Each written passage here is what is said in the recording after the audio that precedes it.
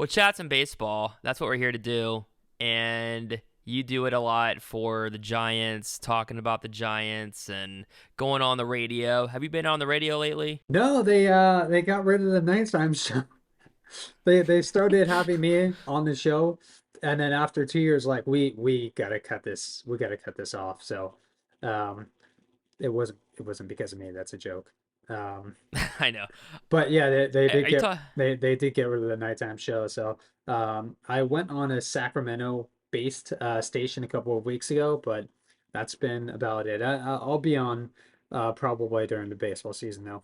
Yeah, you were talking with Dieter and there's some other shows you've been on, but you haven't talked with them, I guess, lately. Not lately. It's I mean all the I mean the 6 to 10 time slot is no more for that radio station. So there's the radio spots have dried up, I guess. What do they have on in place of what they used to have on? It's like national radio or something. It's Mm, it's just I see. like it sucks because people have been like my routine is like I go home, I listen to KMBR, like I did that for years and years, and I know I'm not unique in that regard. Everyone else, or a lot of people did. It was something to do when you walk your dog. It's something to do when you made dinner. It's Yeah. unfortunate. Like I can't listen to it during. I can't listen to sports talk radio during the day because I'm working. So at night, that was kind of my way of getting my sports fix in for the day. So it's national stuff, so they don't really touch on local sports. Maybe occasionally the Niners, maybe the Warriors every now and again, but it's I don't know. I don't enjoy it. And San Jose Sharks hockey, of course, one of the worst teams in the league, but make it the first pick. So, Are they going to get the first pick? I mean, that's their goal this year, right? oh yeah, I would say so. I mean, they got off to such a horrible start, and not that they're any better, but they at least became more competitive and haven't really kept up with them. But I know they're towards the bottom. But it's a rebuild. They're Yeah, supposed to yeah. be where they are right now. It's going to be a So, long rebuild. um, it's funny talking about. I mentioned Dieter Kurtenbach, so I actually reached out to him a couple years ago now, and he was right away was like, "Yeah, let's do it." Some kind of a podcast, and I always intended to get back with him. I just didn't, Yep, not for any real reason. I just hadn't had the, I just was waiting for a specific time, I guess. But sure. anyway, I finally, I remember I asked you. In fact, I think I asked if you had talked with him or something, and I looked at his Twitter, and I was like, you know what, I should reach back out. So I finally texted the number he gave me a couple like 2 or so years ago, and I texted the number and someone responded and they were like, hey, wrong number, bro, or something. And I was like, oh, sorry.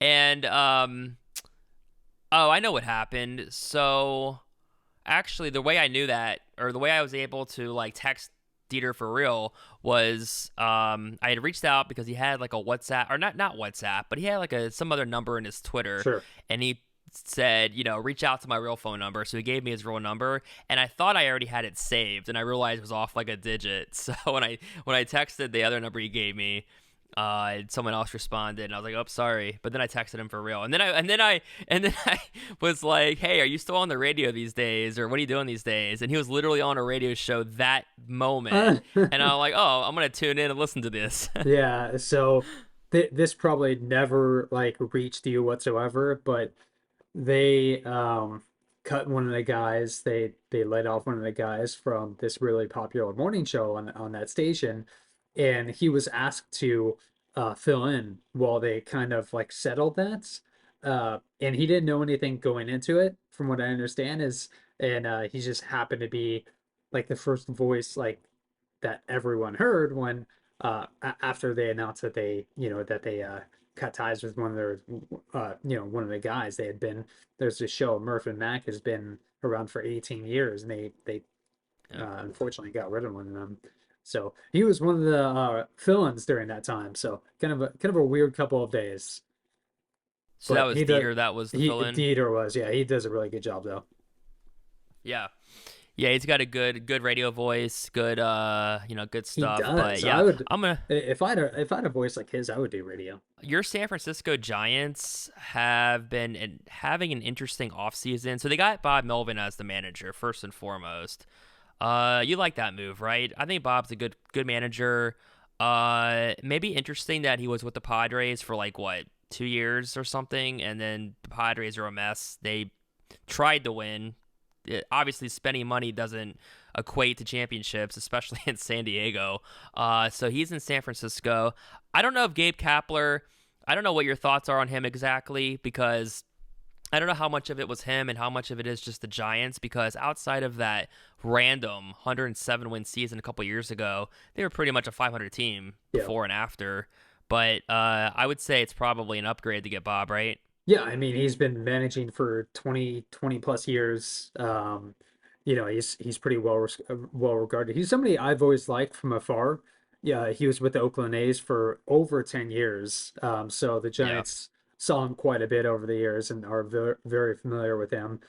For anxiety, the Giants president of baseball operations, if I had to guess, this is probably like if the entire managerial field was open, Bob Melvin will probably be one of his top choices because they had a pre-existing relationship, and that goes a long way when you're trying to fill a vacancy. And for Bob Melvin, it was a good chance for him to come home because he grew up in the Bay Area. It was also a good chance to kind of get out from the Padres job. For whatever reason, it just didn't work out. I mean, it's crazy when you look at the numbers, like the roster wasn't bad in San Diego. No. It almost Yeah. makes no sense. Like I think they had the top rotation ERA in baseball, or in the National League at least. They had a pretty solid lineup, star-studded lineup. Juan Soto, Manny Machado. It just makes no sense that it didn't work out the way it did. And I know things kind of became tense. Between Bob Melvin and AJ Preller. Supposedly, that's something Yeah. that just kind of that's how it started out, and it never really resolved itself. So nice hire, Gabe Kapler. It was sad to see him go. I didn't really have an opinion of his managerial style after about what was he 4 years as the Giants manager. So to me, that was like a signal that like, hey, he's not the worst, he's not a bad manager, but I don't know if he was necessarily a good manager either. And I think some of his decisions, especially, you know, this year, it just really highlighted to me that they probably needed to make a change. But at the end of the day, it's you're only as good as your roster. So the roster just did not perform too. So kind of a long-winded answer for Bob Melvin, Gabe Kapler. Nice hire. Well, I mentioned that Kapler was more or less a 500 manager in San Francisco.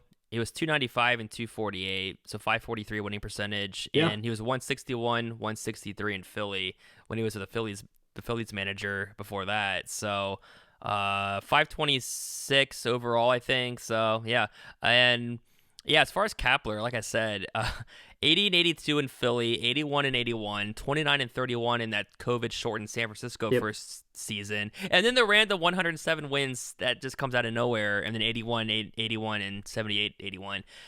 Isn't that 2021 team it's just so weird that they won 107 games out of nowhere basically? It's strange when you look back on it now, and the Giants have been a 500 team over the past couple of years.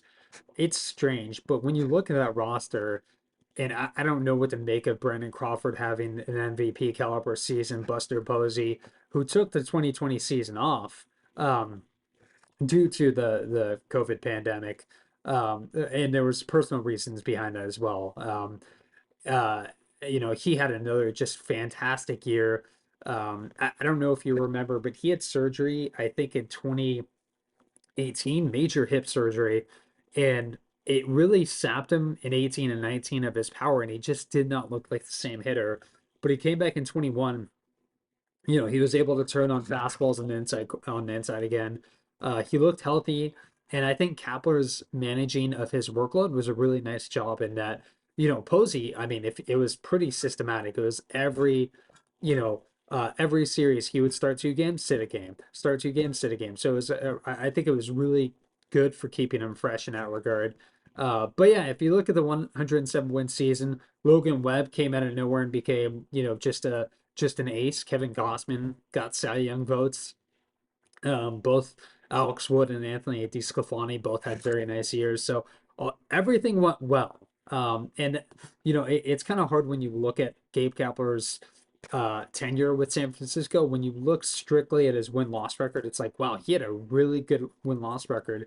But you almost have to add that grain of salt and say like, well, he did win 107 games one year, and then the other 3 years he was just right around 500 or below it. So it's kind of a Yep. weird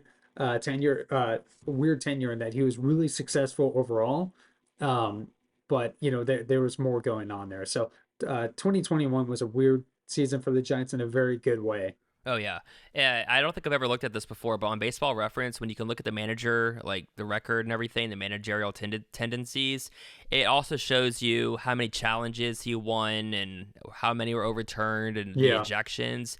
He was only ejected 3 times as a Giants manager across 4 seasons, and he was ejected 4 times in 2019 as the Phillies manager. I thought he was more of a hothead than he appeared to be, No. and you know, That was one of the criticisms that fans had. Um, yeah, there were plenty of reasons why people didn't like Gabe Kapler. It felt personal at times. yeah, I don't know if it felt personal at times, but one of the criticisms that people had was that he didn't try to get thrown out of games more because Um, it felt like he wasn't protecting his players when, an umpire missed a bad call or something like that. But yeah, he's not a hothead. He's chill. very even keeled, like 100% of the time. It's I could see that. Yeah, almost robotic in a sense, and I think that's another thing that rubbed some people the wrong way. But it seemed like a yeah. really, yeah. I think there were positives to his tenure as well, so it wasn't all bad or Yeah. anything like that. Right. Yeah. I guess I think of like a video, probably a John Boy video where he had like an epic ejection rant or something with the Phillies, Yep. but I can also see that sort of easy going laid back type vibe or whatever, however you want to characterize that. But anyway, so they get Bob Melvin. I think that's a pretty good hire. And then the Giants have been linked to a lot of players, almost everybody, it seems like, throughout the offseason. And then for whatever reason, so and so goes somewhere else. And Stroman went to the Yankees. And we knew Otani was not going anywhere but the Yep. Dodgers. But I think they were linked to him They too. And, were. at least, in some, and then. But then they get Jung-hoo Lee, and I talked with Steven Risotto, about him. It's a nice sized contract, but he's coming over here. He's obviously new to the United States and Major League Baseball, but what do you think about that signing and what he's going to do this season, and what his profile looks like? Yeah, so it's going to be interesting to see how he performs this year. Players coming over from the KBO, like Jung-hoo Lee is, they tend to struggle in their first year. We saw it with Ha-Sung Kim of the San Diego Padres, who's really become a really good player for them. Um, but I mean, I like Lee's skill set in that it's so different than what the Giants typically have. He's very contact oriented. The Giants struck out like more times than just about every team in baseball. They have one of the highest strikeout rates.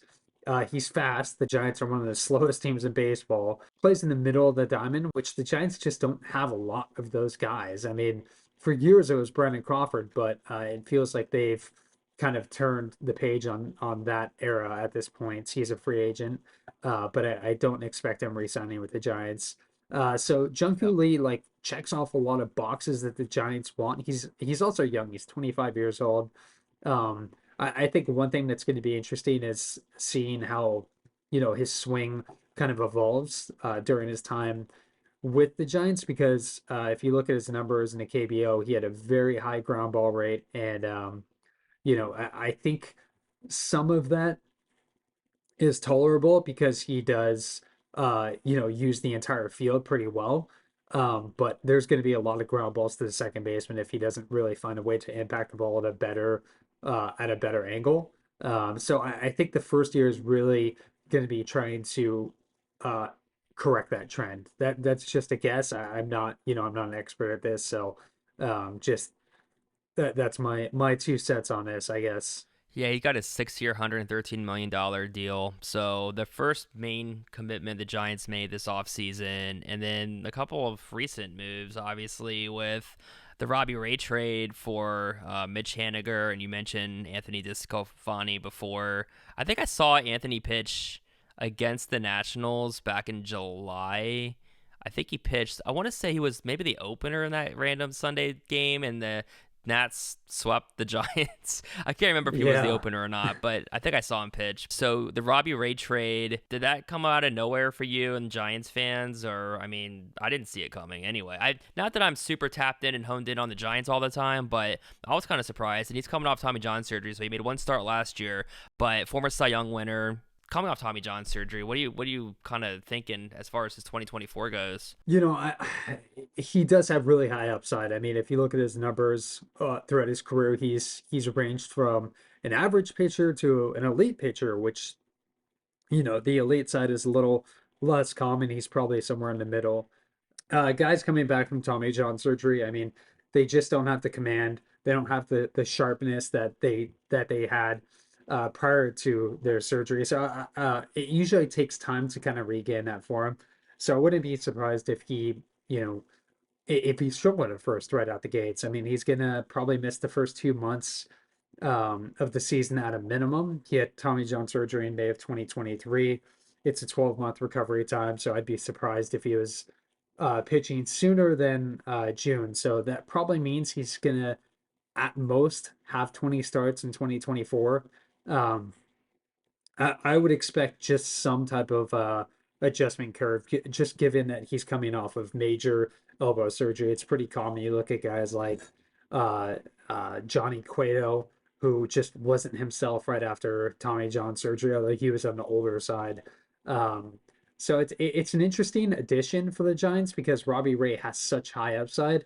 I don't think we're going to ever see that 2021 Cy Young form again, but he was perfectly acceptable in 2022. He made 32 starts. He had like a sub 4 ERA.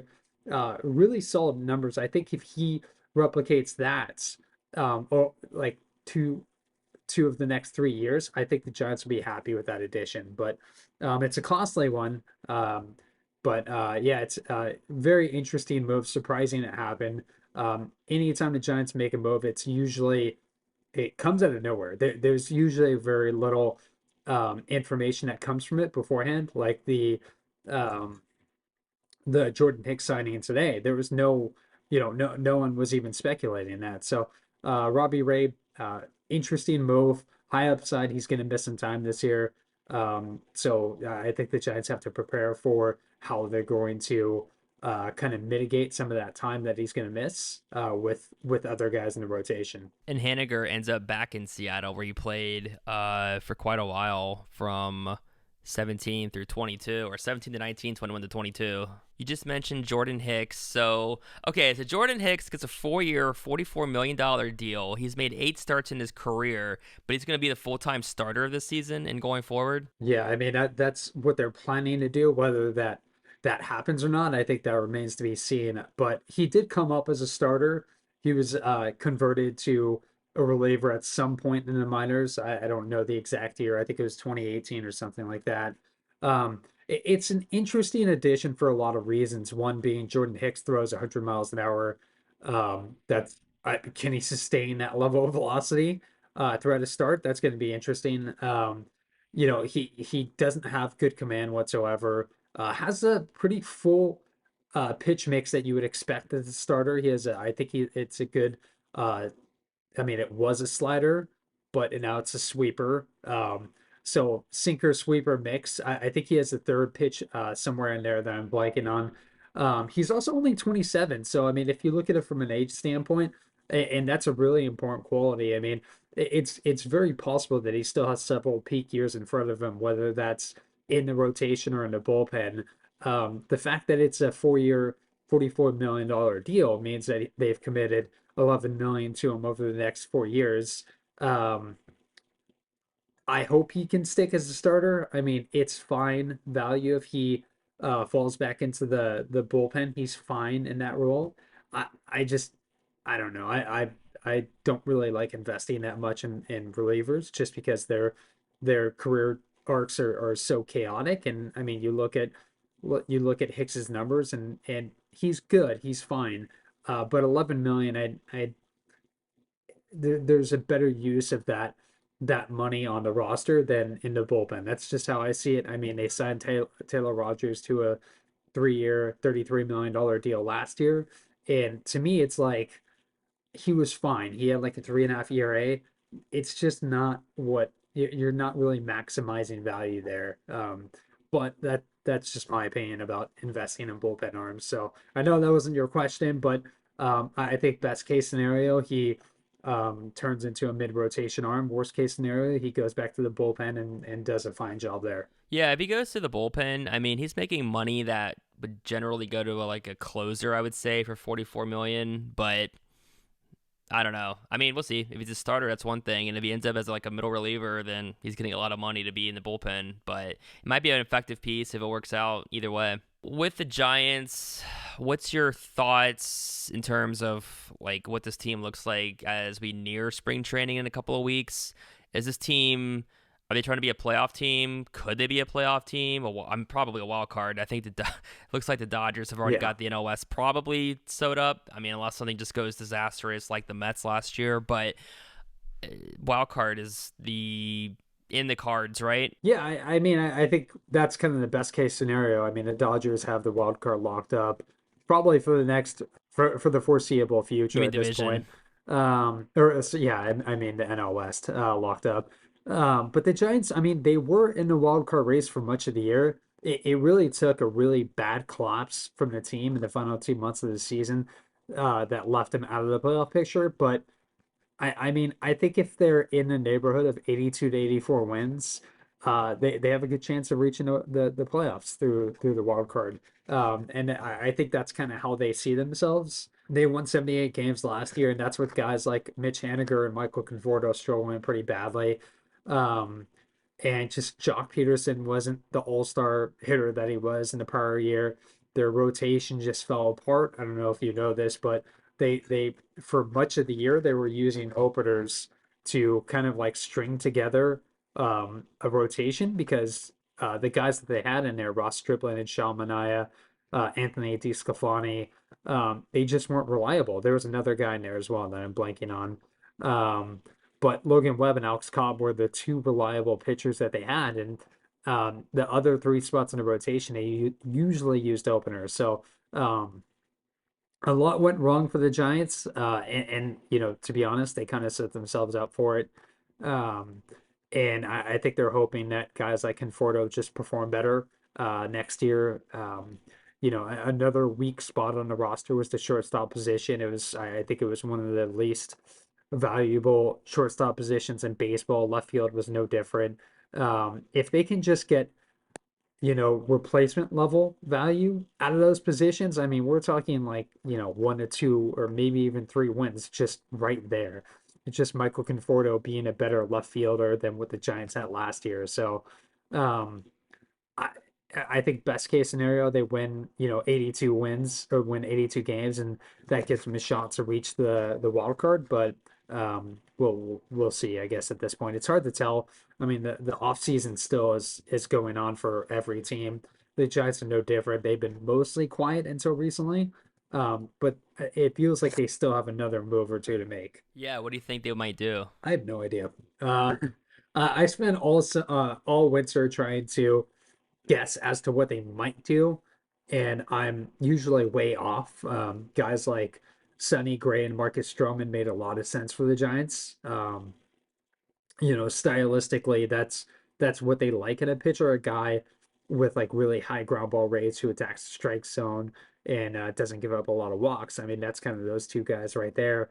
Um, I think they're going to pivot to the position players. I don't know whether it's going to be from a trade or through free agency. They've been connected to Matt Chapman a lot this year.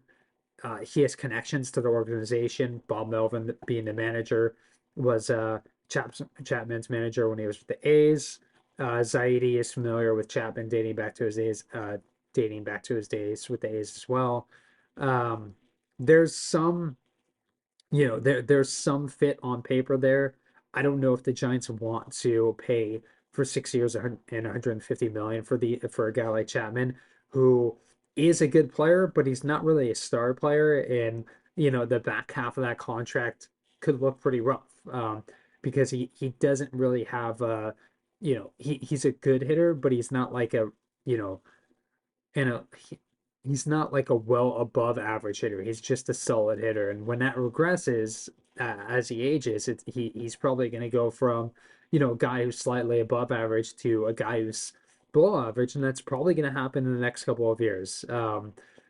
Just from an offensive standpoint, he does provide some value defensively. He's a four-time Gold Glove winner. He's a really good base runner too. That adds up. So I think that's one guy that they're connected to. I don't know how realistic of an option he is. And if he's not the option, I don't know where they pivot to at this point, because free agency is pretty limited for filling the needs that the Giants have. Well, I guess Blake Snell's not in the equation anymore, right? Yeah, I mean, it made at one point there was a lot of smoke out there saying that the Giants were going to be connected to Snell, and it just feels like it never came to fruition. Um, and he really doesn't have a really extensive market at this point, which is odd for a guy coming off of a Cy Young season. But I think teams have reservations about giving him, a 6 year, $200 million contract, given that, he has below average command. He doesn't go deep into games. I think he averaged 5.1 innings per start last year, which is the equivalent of what 16 outs per game. So I mean there's a lot of bullpen work that has to go into a Blake Snell start, and I think that's kind of tough to digest if you're paying 30 million for a guy, which is kind of what he's projected to receive.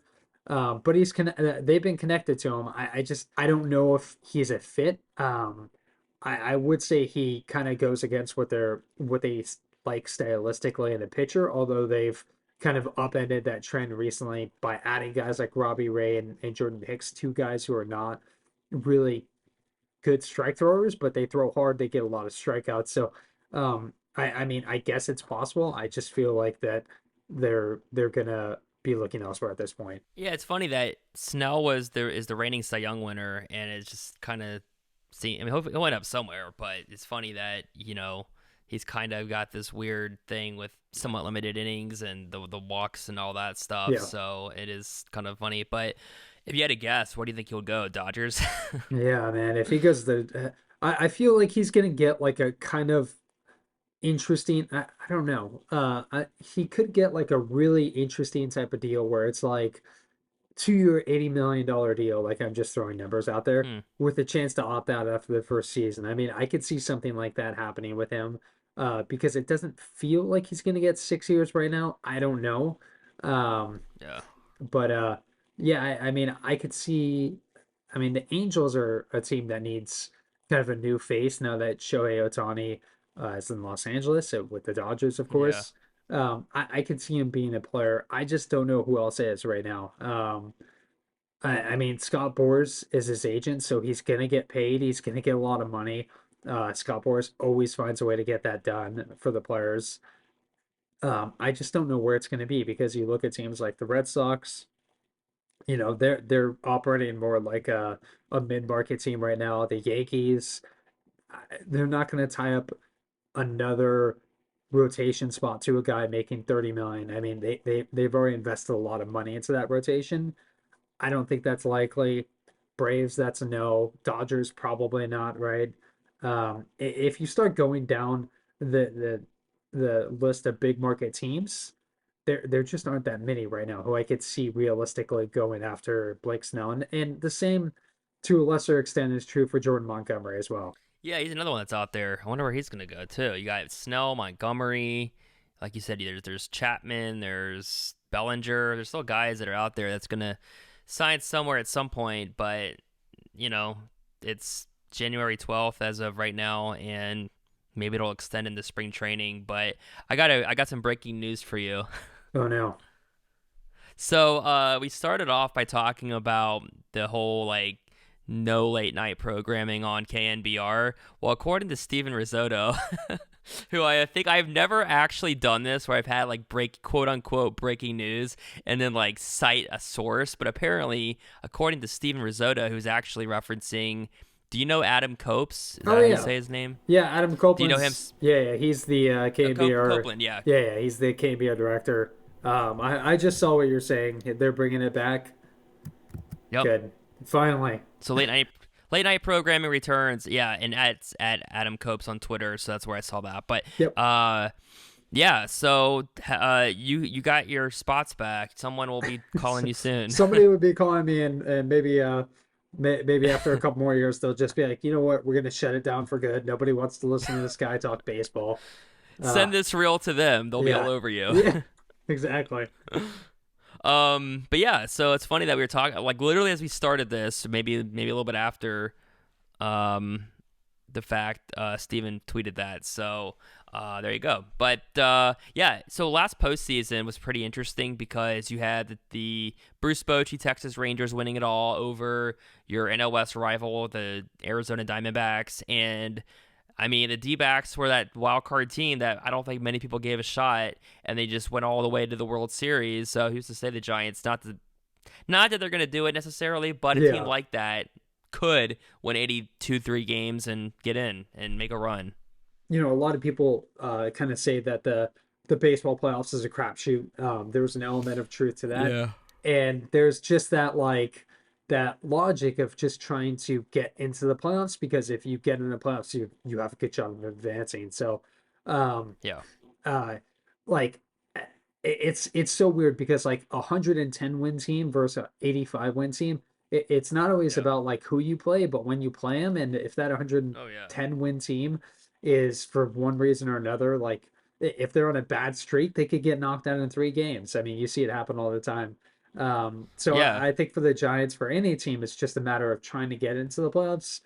The Giants aren't going to do it through the NL West, so they have to, they have their sights set on winning just enough games for the for The wild just card. to reach the wild card. Yeah, So that's the thing. So the wild card, it used to be, of course, the second best team outside of the traditional divisional winners would make the playoffs. And uh, right away, I think of teams like the Florida Marlins back in the day. But they wanted to have the incentive of winning the division, and then it was, oh, we're going to do the one game wild card, and then people were like, well, wait a minute, it should be like a 3 game series. And now it's back to where you do have like a wild card series, and the home team or the division winners get this extra rest, which now it feels like it's gone back the other way, where the wild card, you still want to win your division, but I don't think it's. I thought going in that it wasn't the worst thing for a team like Texas to not win the AL West and win the wild card, and then have like a couple of days off and play a couple of games and have a couple of days off. Whereas now in this case, Houston, they lost ALCS to Texas, but they did get out of the first round, even with all the rest or whatever. But they were the only team, I think. Milwaukee lost, Atlanta lost, the Dodgers lost, and so it seems like you want to win your division, but it's back on the other end where it's like if you win the wild card, it's getting hot at the right time again. yeah. So I mean, it's still a case of the wild card series is a 3 game series, so all it takes is like one or two bad innings during that yep, series, and your season is ruined and over. Whereas you have a little more flexibility in a 5 game series. Um, I, this is going to be a topic of discussion with baseball. I mean, it was something I was brought up, and to be honest, I didn't like how it was brought up pretty much right away during this year's playoffs. Like the first game of the series, I think all the top seeds lost, and I just didn't like that that was the excuse that was being used. Like it felt almost cheap because it like the it just, I don't know, baseball is weird like that because yeah, sometimes the lesser team wins, and it happens. I don't know if it's because of the long layoff between games that the top seeds had to kind of sit through, or what. Um, But yeah, it's something that baseball is going to have to address at some point. It was definitely a topic of conversation. I don't know what the solution is, because I mean, theoretically, if you're a wild card team, I mean, you're going to burn two of your top pitchers, two or three of your top pitchers to win that wild card series. So when you're starting that next series, like your fourth guy is throwing the first game of the series, and you know what happens if a team wins the first game of the series. I mean, the scales are tipped in that team's favor. So I mean that's kind of the conceptual work behind how they have it set up right now. But there's obviously some discontent with how it played out last year because most of the top seeds, if not all of them, lost. And you know, I don't know if Rangers Diamondbacks World Series was um, it wasn't the biggest series. Like, I mean, of course, baseball wants to see like New York play the Dodgers. That's good Yeah. for ratings. Like, I don't know. Like, to me, it was exciting to watch because like Yep. seeing Adolis Garcia become like a postseason legend was really cool. Same with Corey Seager. I mean, I know he's already has won World Series MVP on his Well, now he's yeah, got a real World yeah. Series. Yeah. And I don't know. I enjoyed it because I enjoy baseball and all that stuff. But yeah, Yeah. definitely kind of a weird thing that I don't know how they're gonna navigate, but they're gonna have to figure something out. Yeah, we know they won't take away wild card teams. They'll just add more teams if anything. But Yep. so what excites you? It's January 12th. What's exciting you in Jeff Young's world right now? Is it the 49ers trying to make a Super Bowl run? Is it the Warriors just, they haven't they're not quite killing it right now, right? But they're fine. They should be fine. The Sharks suck, but rebuild. They have prospects. And then the Giants, baseball is coming around the corner pretty fast. So yeah, what's getting you excited? What gets Yeah. you up in the morning? Right now, I mean, it's what gets me up in the morning, taking my dog out for a walk, I guess. That's true. Yeah, I mean, Bailey needs her walks. the Bailey does need her walks. The Niners are the most exciting team right now in the Bay Area. The Warriors are really struggling right now. And there's rumors that they may even kind of try to tear it down, Yep. while keeping Steph Curry, of course. But it's just an aging roster. I mean, you look at these guys, they've been together for 10, 11 years at this point. And I think the hardest decision that teams have to make is I should say, hardest decision at like championship level teams have to make is like when to, start over or when to make a change because like not the Giants, but the Warriors have had so much continuity that it's like, it'd be weird if Klay Thompson didn't play for the Warriors next year, but it's not that crazy of a perspective to consider at this point, given where he is at in his career. So I mean, it's going to be interesting to see what the Warriors do. There's a lot of things going on behind the scenes with them. There's a lot of discontents and players just aging and Draymond Green, tackling people Yeah. yeah, it's a weird, interesting year for them. But right now, it's all about the Niners. It's not complete, but what do you grade the Giants offseason so far? Like a C? Yeah, I mean, it's hard to get I I'll be really interested to see how Jung-hoo Lee develops. The projections like him. They see him as like a three or four, like again, projections. The game still has to be played. But that's what we have to go off of right now. They see him as about a 3.5 win player next year, which would be really nice value for the Giants. Yeah. I think they see him similar to guys like Adam Eaton or Edner and Ciarte. I mean, I think that's kind of the skill set he's bringing to the table. Um, Robbie Ray, interesting upside. Same with Jordan Hicks. Robbie Ray's going to miss a good bit of time next year, so I don't know what to expect there. Jordan Hicks is very much an experiment that you expect to see with a team like the Tampa Bay Rays. So I can understand if some fans are not too pleased with that concept of an experiment. Uh, so I mean, right now it's a C. I think they had a chance to really make the rotation a strength this year, and they're betting on upside, but it's like unpredictable upside. So yeah, I think that's kind of where they're at.